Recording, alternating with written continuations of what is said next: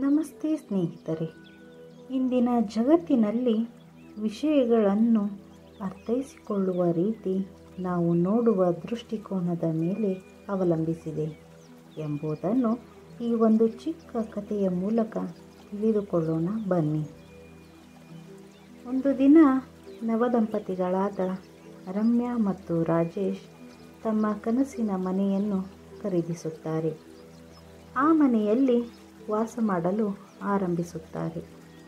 ಮರುದಿನ ಬೆಳಿಗ್ಗೆ ಪಕ್ಕದ ಮನೆಯಾಕೆ ಬಟ್ಟೆಗಳನ್ನು ಒಗೆದು ಒಣಗಿಸಲು ಹಾಕುತ್ತಿರುವುದನ್ನು ರಮ್ಯಾ ಕಿಟಕಿಯಿಂದ ನೋಡುತ್ತಾಳೆ. ಒಗೆದ ಬಟ್ಟೆಗಳ ಕೊಳೆ ಸರಿಯಾಗಿ ಹೋಗಿಲ್ಲ ಅಂತ ರಮ್ಯಾಳಿಗೆ ಅನಿಸುತ್ತದೆ. ನೀಟಾಗಿ ಬಟ್ಟೆ ಒಗೆಯಲು ಆಕೆಗೆ ಗೊತ್ತಿಲ್ಲದಿರಬಹುದು, ಅಥವಾ ಆಕೆಯ ಹತ್ತಿರ ಒಳ್ಳೆಯ ಸಾಬೂನು ಇಲ್ಲದಿರಬಹುದು. ಪಕ್ಕದ ಮನೆಯಾಕೆ ಪ್ರತಿದಿನ ಬಟ್ಟೆಗಳನ್ನು ಒಗೆದು ಹಾಕುವಾಗಲೆಲ್ಲ ಕಿಟಕಿಯಿಂದ ನೋಡುತ್ತಾ ವ್ಯಂಗ್ಯವಾಗಿ ತನ್ನ ಪತಿ ರಾಜೇಶ್ಗೆ ಹೇಳುತ್ತಿದ್ದಳು. ತನ್ನ ಹೆಂಡತಿ ರಮ್ಯಾಳ ಮಾತಿಗೆ ಆತ ಏನೂ ಪ್ರತಿಕ್ರಿಯಿಸುತ್ತಿರಲಿಲ್ಲ.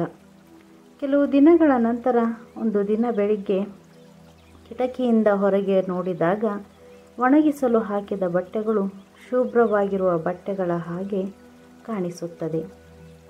ಆಗ ರಮ್ಯಾಳಿಗೆ ಆಶ್ಚರ್ಯವಾಗುತ್ತದೆ. ರಮ್ಯಾ ತನ್ನ ಪತಿ ರಾಜೇಶ್ ಹತ್ತಿರ ಬಂದು, ರೀ ನೋಡಿ, ಪಕ್ಕದ ಮನೆಯವಳು ಇವತ್ತು ಚೆನ್ನಾಗಿ ಬಟ್ಟೆ ಒಗೆಯುವುದನ್ನು ಕಲಿತಿದ್ದಾಳೆ. ನನಗೆ ಆಶ್ಚರ್ಯವಾಗುತ್ತಿದೆ.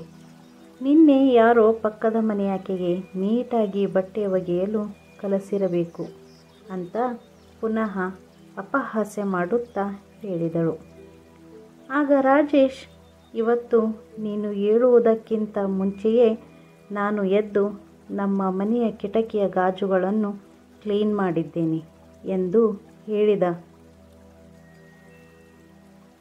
ರಾಜೇಶ್ ಹೇಳಿದ ಮಾತನ್ನು ಕೇಳಿ ರಮ್ಯಾಳಿಗೆ ತನ್ನ ತಪ್ಪಿನ ಅರಿವಾಯಿತು.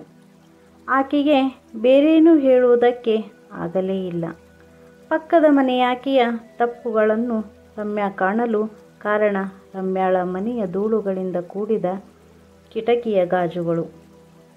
ನೋಡಿ ಸ್ನೇಹಿತರೆ, ನಾವು ಇತರರನ್ನು ನೋಡುವಾಗ ನಮ್ಮ ಮನಸ್ಸಿನ ಕಿಟಕಿಗಳ ಗಾಜುಗಳು ಶುಭ್ರವಾಗಿರಲಿ. ನಮ್ಮೊಳಗಿನ ಕಿಟಕಿಯ ಗಾಜುಗಳು ಧೂಳುಗಳಿಂದ ಕೂಡಿದ್ದರೆ ನಮ್ಮ ಎದುರಿಗಿರುವವರು ಎಷ್ಟೇ ಒಳ್ಳೆಯವರಾಗಿದ್ದರೂ ನಮಗೆ ಕೆಟ್ಟವರಂತೆ ಕಾಣಿಸುತ್ತಾರೆ. ಈ ಕಥೆಯ ಅರ್ಥವೇನೆಂದರೆ, ಯದ್ಭಾವಂ ತದ್ಭವತಿ. ನಾವು ನೋಡುವ ದೃಷ್ಟಿಕೋನ ಸರಿಯಾಗಿದ್ದರೆ ಹೊರಗಿನ ಜಗತ್ತೆಲ್ಲ ಸುಂದರವಾಗಿ ಕಾಣಿಸುತ್ತದೆ. ಧನ್ಯವಾದಗಳು ಸ್ನೇಹಿತರೆ. ಈ ಕಥೆ ನಿಮಗೆ ಇಷ್ಟವಾದಲ್ಲಿ ಲೈಕ್ ಮಾಡಿ, ಶೇರ್ ಮಾಡಿ. ಇದೇ ಥರದ ಕಥೆಗಳನ್ನು ನೋಡಲು ನಮ್ಮ ಚಾನಲನ್ನು ಸಬ್ಸ್ಕ್ರೈಬ್ ಮಾಡಿ. ಧನ್ಯವಾದಗಳು.